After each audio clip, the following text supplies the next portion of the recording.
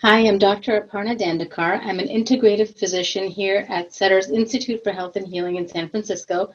In today's video, I'm going to show you how to make turmeric milk using ingredients that you have at home, namely turmeric and milk.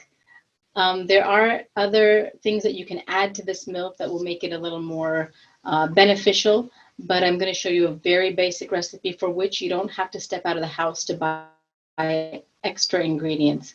I'm trying to keep the recipe as simple as possible so that during this shelter-in-place period, we're not outside the house foraging in specialty shops for exotic ingredients. So let's begin. I'm going to pull up my presentation. So let's talk about the origins of turmeric milk.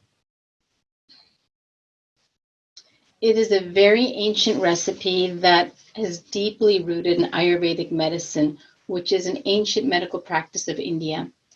It was traditionally made with cow's milk and turmeric, which is the rhizome of a plant called Curcuma longa. There are several variations on how to make this milk depending on the region that you're from in India. So in Sanskrit, turmeric is called haridra. In Hindi, it's called haldi. In Marathi, it's called harad. And in Tamil, it's called manjara. I hope I'm pronouncing that correctly. I don't speak Tamil. But anyway, depending on where you go in India, you'll have different variations of this recipe. And, you know, this was never a recreational beverage to drink just because. It always had a clear clinical indication. It was traditionally consumed in cold weather and especially during cough and cold season. So it's a really helpful beverage for those types of illnesses. However, I would make the warning here is that you should, if you have cough and cold symptoms during this fever, especially during this time of year and this season, during this pandemic, do get a professional opinion from your medical doctor. But if dangerous conditions have been ruled out and you've been told to rest and take it easy, then this is something you definitely can try at home. So it had several indications, clinical indications. One was to increase ojas, which is a term which can be roughly translated as immunity or the juice of immunity, depending on which text you read and the translations. It has a very broad definition, which is beyond the scope of this presentation, but nonetheless, turmeric milk was consumed to increase this ojas. It was used to replenish and rebuild tissues, especially in the cases of weakness or emaciation and convalescence. It warms the body and counteracts what is called excess vata dosha. Again, these are Ayurvedic concepts, warming the body, cooling the body, not necessarily related to core temperature, but these are, again, concepts that are beyond the scope of this presentation. It is useful in viral upper respiratory infections, cough, bronchitis, sore throat as an adjunct therapy. So again, please consult your physician and don't self-diagnose or self-treat. There are really very few contraindications for taking, against taking this milk. If you have a true allergy to any of the substances, of course, then that's a strong contraindication there. But otherwise, it's quite a safe thing to consume. I want to make a note here in that Ayurvedic formulations, when you consume turmeric, it is often cooked or processed in a hot or warm, lipid-rich, fatty carrier such as milk, oil, or ghee. This increases its bioavailability. And this is how it's been consumed for thousands of years without any side effects. In Ayurvedic cooking or per Ayurvedic concepts, turmeric should never be consumed as a supplement. It should be consumed as a whole food, not a pill. And if you notice that in Indian cuisine, traditional Indian cooking, turmeric is used everywhere. It's ubiquitous, but it's never a standalone spice. It is always combined with other spices that are cooling and spices that balance the bitterness, the pungency, the heat, and the dryness of turmeric. So it's always balanced with other spices like cumin or coriander. In fact, it's mixed with cow's milk because cow's milk is fatty, and it's also considered a cooling substance which counteracts the heat of the turmeric. Even when cow's milk is heated, boiled or warmed on the stove, it's still considered a heavy cooling substance, and it is calming and nourishing and sweet according to the Ayurvedic texts. Because cow's milk has specific properties as opposed to, let's say, goat's milk in Ayurvedic medicine, it is the milk that is used when we make turmeric milk and not other substitutes. You can, of course, use vegan milk of your choice, and we'll talk about that in a minute, but it won't provide the exact same benefit. Side effects from turmeric, like GI upset or prolonged clotting time, may result when you consume turmeric in large quantities, unnaturally large, beyond what we include in our diet. So using capsules and extracts is not my style of practice. I know there's some controversy about that. Curcumin, if you look at just the extract of the chemical curcumin, it is not Ayurvedic medicine. Though it is clinically used in the West, it is not used in Ayurvedic medicine. And that is because it is just one of the many chemicals that can be isolated from turmeric. And who knows how many there are yet to be discovered. So in Ayurvedic medicine, turmeric is a powerful medicine, so less is more. Turmeric milk is really easy and inexpensive to make. It often surprises me when I walk past these, big name cafes, chain cafes that sell, or coffee houses that sell marked up turmeric milk. It's something that you can make at home, really. And I will be sharing with you a very basic recipe. Of course, it assumes that you have turmeric and milk at home, and you can build upon this recipe with additional spices later on. Like I said earlier, we can use a non-dairy milk substitute of your choice if you want to make a vegan version. But here's the recipe. It's a basic no-frills turmeric milk recipe. Serves one. You're going to use 1 cup cow's milk, and I've included the Sanskrit words in parentheses. It's a language near and dear to my heart. So 1 cup cow's milk, godugdha, a half a teaspoon of turmeric powder called haridra. Most people have the powder at home versus the fresh root if you're going to have turmeric at home. A pinch of black pepper called maricha in Sanskrit, or you can use freshly crushed peppercorns. 1 teaspoon sugar, which is better to use raw or unprocessed cane sugar. And if you don't have it, or if you don't like it, or if you can't have too much sugar, then omit it. And a 1/4 teaspoon dry ginger powder called shunti, or better yet, a 1/2 inch fresh, a piece of fresh ginger that you can grate, and just, small. A dash of cinnamon, and I've put the 2 different varieties. And all you do is simmer milk in a saucepan, add the spices, and then keep stirring as it comes to a boil. Once it's come to a boil, quickly remove it from the stove and let it cool a little bit. Strain it into a mug and drink while warm. Pretty easy. And like I said, if you don't have ginger at the bottom there, if you don't have ginger, either form, it's okay to skip it. When we can venture out to more exotic markets, for things that are not so necessary, you can get some of these fancier spices. That's why I call it advanced turmeric milk. And you can really enhance the flavors of the turmeric milk and boost the medicinal value.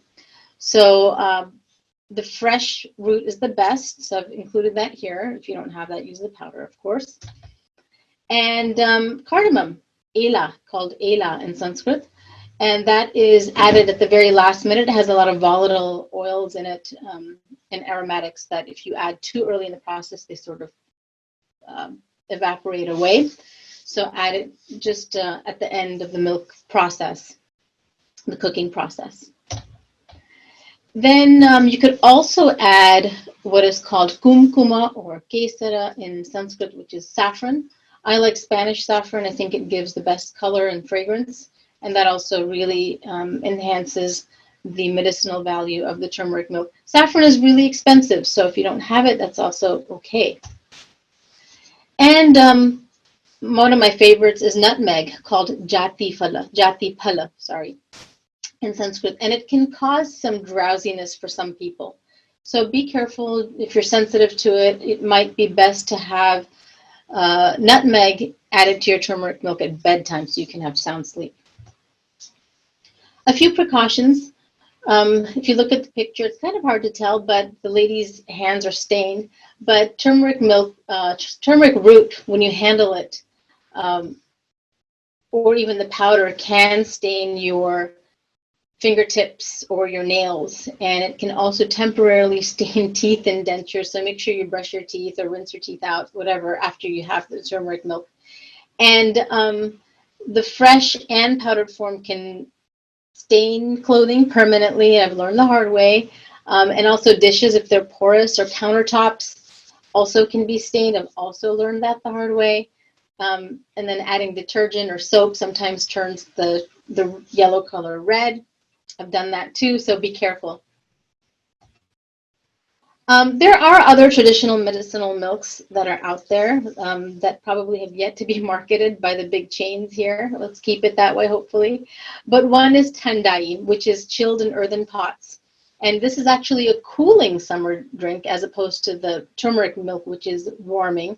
And this is made with milk, sugar, fennel, rose petals, black pepper, watermelon seeds, almonds, cardamom, poppy seeds, and something called kuss, which is a fragrant grass, and it's also known to cool the body down. There's also something called masala doodh, which is masala milk. Doodh means milk, and that contains ground almonds, pistachios, nutmeg, cardamom, saffron, and dates. Also very delicious, but the texture is a little thicker. And then there's kesari doodh, which contains a higher concentration of saffron. And then there's also bhang lassi or bhang tandai, which contains cannabis. But keep in mind it's consumed in prescribed doses for GI and respiratory conditions, under supervision, only during certain ceremonies and occasions. And the bhang, the cannabis, is purified. This is a process called bhang shodhana. And the process is involves tying up the leaves in a cloth and then boiling it in milk for hours on end, and then drying the leaves and then frying them in ghee. So this process, which is very long, takes a lot of the toxins out of the plant and reduces its intoxicating effects. So doesn't mean you should try this at home, but this is another medicinal milk used in India and traditional Ayurveda for very specific purposes. Some of you may have added honey or seen honey added to turmeric milk, and that is very common. People in India do that as well. And it's okay to do. The only precaution I would make here is that according to Ayurvedic medicine, honey should not be heated or boiled or cooked. So if you're going to use honey in this turmeric milk, then heat it up and then cool it down sufficiently so that it's just a little bit above warm and not hot or scalding. And then you can add your honey to it. A few turmeric milk no-nos. So like I said earlier in the talk, this was never a drink that was consumed just just as a hip fad beverage. It was always a medicinal milk in small quantities. So don't consume it without regard to time, season, ailment. It's not just a flippant beverage to have, especially served over ice or blended over ice. That just doesn't happen. Traditionally, that is. And then, I've seen a lot of ingredients that don't belong. For example, vanilla. That is not traditional Ayurvedic. I think the most egregious is pumpkin spice. That's kind of obnoxious. CBD oil, curcumin, or turmeric extracts, not talking about the whole root here, but the extracts. That's also not Ayurvedic. Maple syrup, no. Cordyceps powder, stevia, aspartame, xylitol, monk fruit, etc. I mean, use sugar for sweetening it, or don't use sugar at all, but don't add artificial sugars or saccharin or aspartame and things like that. That's definitely not something you want to do if you're going to make traditional turmeric milk. And if you can avoid making it in the microwave, that's also best. It's better to make the milk on a stove. And again, for reasons beyond the scope of this presentation. So my last slide, my last 2 cents, my Andy Rooney moment here in the presentation is me personally as an Ayurvedic practitioner and as someone, a second generation Indian. I hesitate to call turmeric milk golden milk or its variations such as golden milk frappe or latte or moon milk. I've seen all sorts of things on the internet, and the reason is because these recipes that you get are at commercial, large coffee houses and stuff. These chains, they're only at best loosely based on Ayurvedic turmeric milk, and they're not really made with the knowledge of the traditional indications for this milk, which now you know. And so I feel, for me personally, for commercial gain, the marketers of these milks have maybe taken a little too much liberty, been a little bit too playful with the formula. And, like I said, they'll add a lot of things that really don't belong. And that concerns me because it's not an accurate representation of what this powerful medicine really is. And I also think that everyone should everyone should be able to benefit from turmeric milk in a very inexpensive way. Everyone should be able to make it and not have to pay a marked up price of, I'm seeing them go for $4 to $6 to $8. You shouldn't have to pay that much money. You should be able to make this at home really inexpensively, like it's been done for thousands of years. So I hope you enjoyed the recipe and I hope you can use it. Make it, enjoy it. And another tip you can use is that you can make it in the morning, especially those of us who are have to maybe come into the office and the clinic. For those of us, my colleagues who are working in healthcare, make it in the morning and bring it to work in your thermos and enjoy it all day. So you can keep it hot and enjoy the benefits of turmeric milk. Thank you so much.